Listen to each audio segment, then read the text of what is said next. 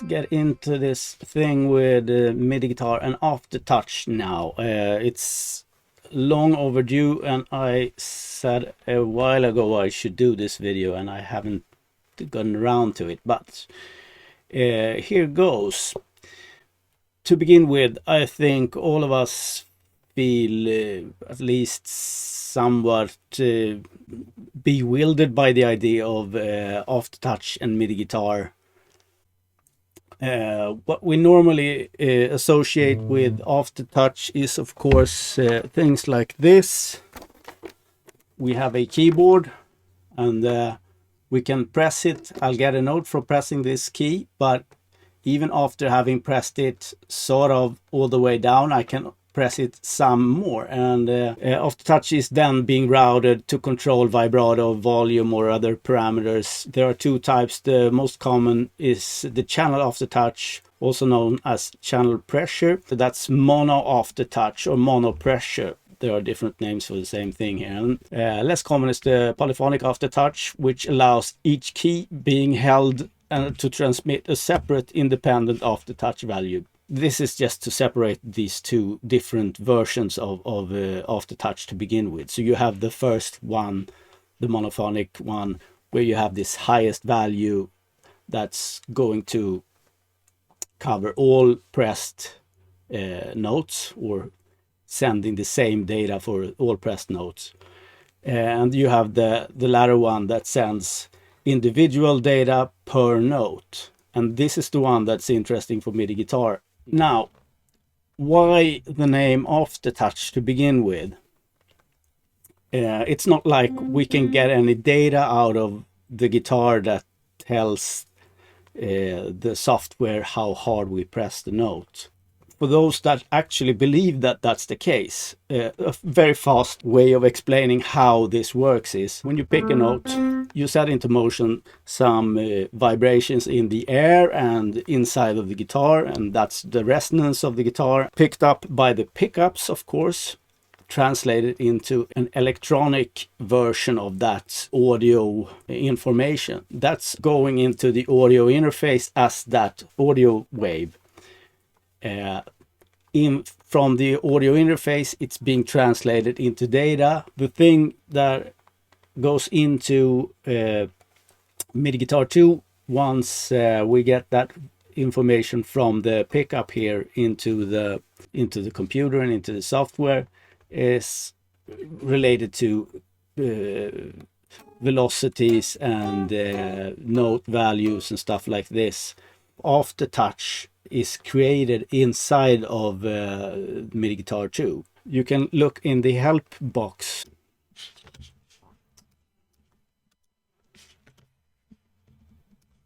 Let's get this so big that you can see as well.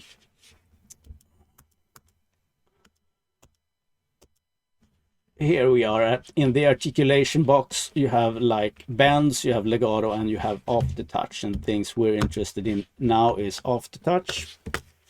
And what they say here is that this setting enables MIDI guitar to send the loudness envelope as a continuous stream of MIDI Aftertouch events. So what they're telling us is in the MIDI language that they have adopted for this software, of course, they've used the loudness envelope of the information coming in. I'm going to show you later how that looks. It's one curve that has a very specific look that is connected to the Aftertouch. So you can't really do anything with it other than apply it to perhaps different uses while working with this software. So it's a continuous stream. It will look exactly what you would think a curve representing the volume of your struck note would look like. So high in the beginning, going down pretty rapidly. So at least now we know the Aftertouch really hasn't anything to do with any pressure you apply to your guitar or fingerboard. So it's a copy of some information that you already provide while playing. Now, what can we do with this sort of information? For me, it's primarily a tool for working with the instruments that needs some sort of expression data to at least to work, and that would be the SWAM instruments, for instance. We also have some other wind controller, breath controlled instruments where I can use aftertouch data instead of a breath controller. I'll show you a few examples of what that would look like. Let's begin with the most obvious ones. SWAM bass clarinet here.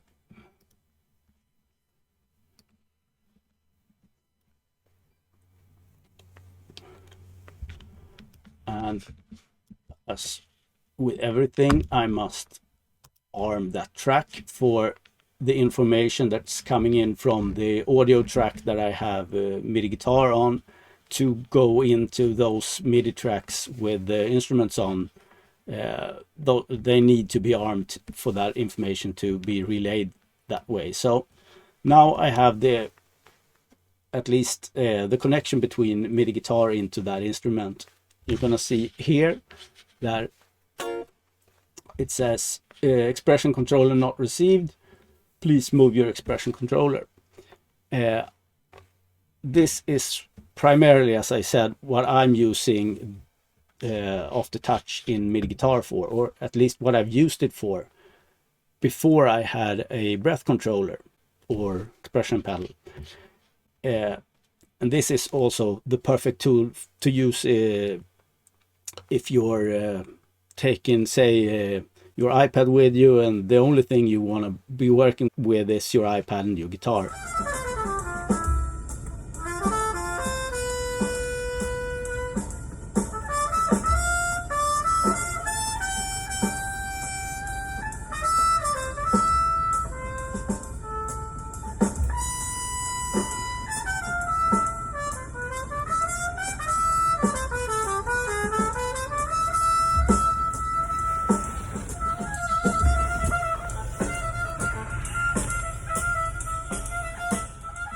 You perhaps don't want to bring along any pedals or expression controllers other than that. I'm then going to MIDI guitar here. You see that I have nothing else engaged here, so I'll enable Aftertouch and I'll enable bend, since this instrument actually can produce notes that are bent as well. So now, even if I've enabled Aftertouch on my MIDI guitar software, it doesn't mean that this is controlled. I must also do some changes in the settings of this one. So I'll go into the expression here. I'll set this to, I can go to Aftertouch here already, or I can go to learn here and just play, and it will automatically pick up on what I'm trying to do.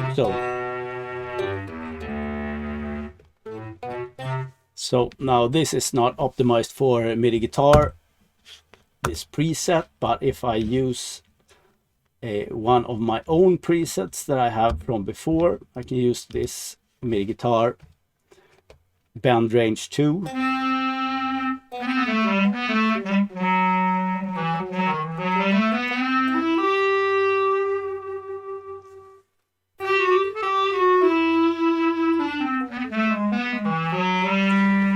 And this is what I mean. I don't need any sort of more data than this. Any breath controller or any expression controller or anything. This is perfectly fine. And this is my main use for Aftertouch as expression controller data. You see expression here, and that's... You see the falling part here. That's exactly what I would expect from what the loudness curve would look like. So let's get into a visual representation of the loudness curve then. I'm going to go into the piano part here again. The interesting part about this sort of Aftertouch is that it is polyphonic. So if I pick a chord with 3 notes, you'll get 3 different aftertouch curves at the same time. To begin with, I'm going to record here, and we have velocities and we have some stuff here. What I'm looking for is the node expression part here, and the pressure, which is the interesting part for me to look at. So these are representations of the chords, or this is actually the aftertouch data that I recorded just now in relation to the chords, these chords that I played. So for each of these notes, you have a curve of aftertouch data as well recorded here. So these are all similar but not the same, which gives great hope for the MPE implementation of the next version of MIDI Guitar. But the interesting part is that you actually can apply it to different things that needs, or at least can you make some use of it. So let's make some use of it. If I go to some plugin like Arturia's Pigments, at least on the face of it, a very mappable instrument. So I can use all these sort of controllers to control any of the parameters here, just by assigning them to whatever I have going on here. So you have LFOs, and you have the mod wheel information here, and you have aftertouch, and I know you have expression somewhere here, expressions here, and you have some different functions. There are envelopes and whatnot. So the thing we're looking at is, so now if we look at aftertouch here, we see the information coming in. It's the same curve that you know and love from before.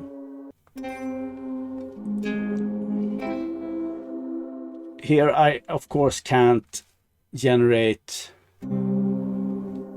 multiple curves, since this software decides what sort of aftertouch we're talking about, and this seems to be one curve only, of course. But how are we to use it here then? As soon as I've clicked on this slot, so to speak, I can hover above any of the knobs here, and you see as soon as I move this a bit, it shows up here as assigned to the aftertouch data coming in. And I need to do some adjustments as to this is how much I want it to react to my incoming data. But this is one way of using that particular curve or that particular information. It can be used as expression data. This is also a sort of expression data, but here I'm connecting it to a filter, to the kind of part of that filter, and I can also perhaps connect it to the voice pan here if I want to. Let's see what happens if I sort of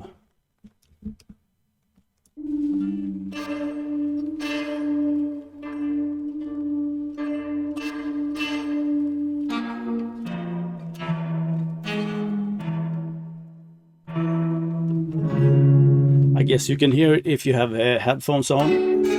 It's gonna be a movement between the speakers in my case.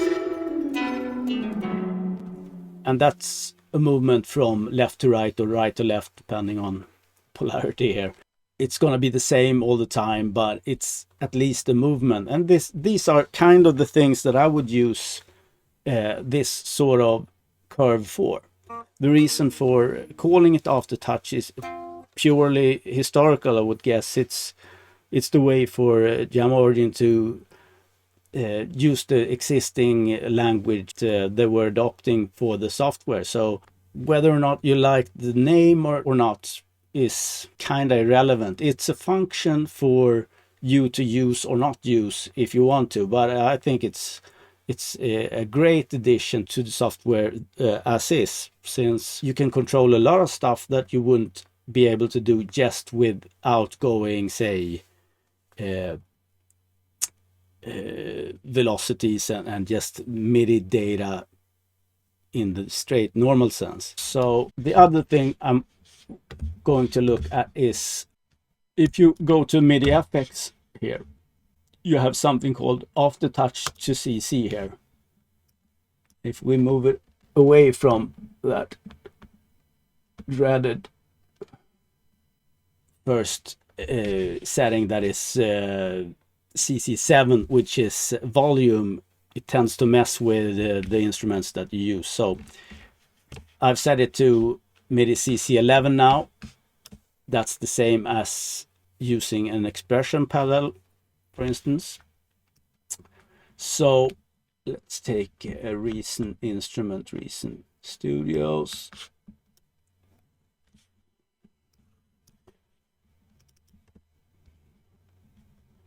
And here we have the friction synth, one of my favorites. I'm gonna take just some bass solo here.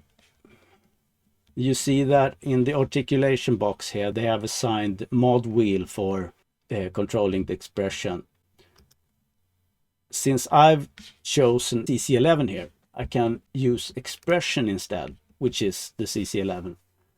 And you'll see that this is going to move as you would expect from that, that curve that's assigned to it. You see that it's moving.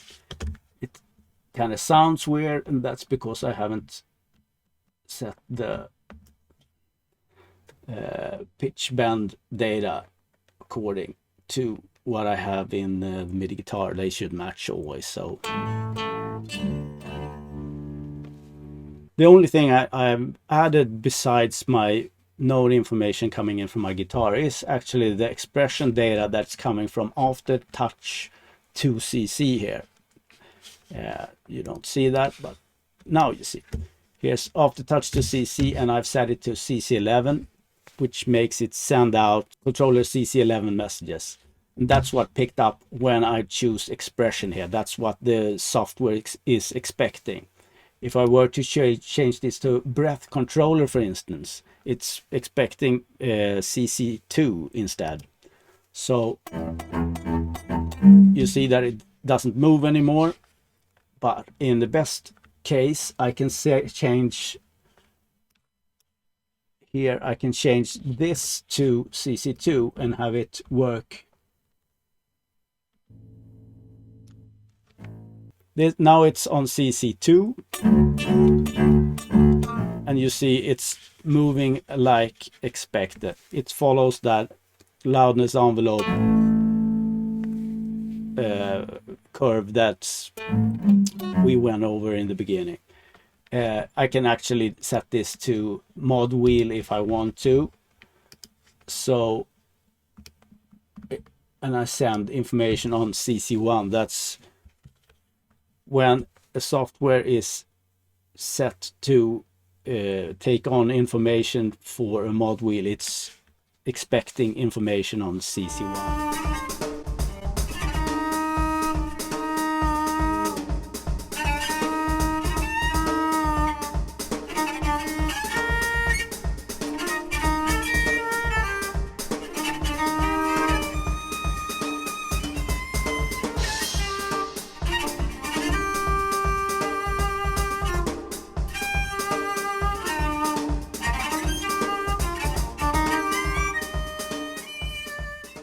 So you see it's no different kind of information. It's just the sort of channel that we send the information on. That's the difference between, say, mod wheel and breath controller and expression in this case.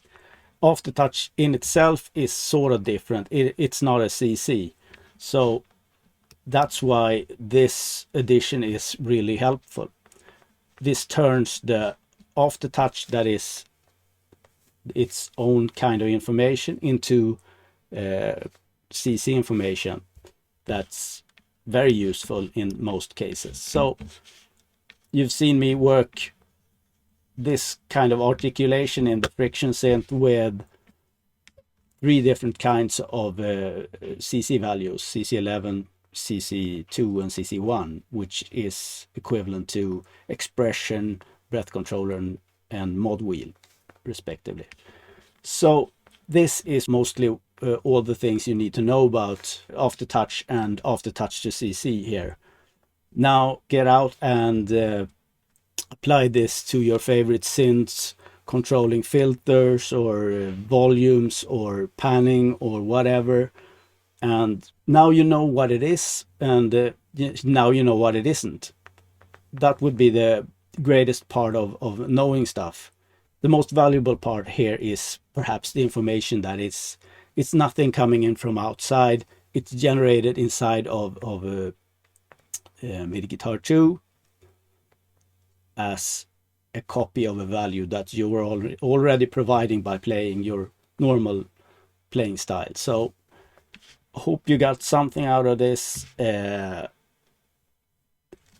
guess there could be 1,000 questions, and I'm more than happy to take them in the comment section below then. But till next time, bye bye.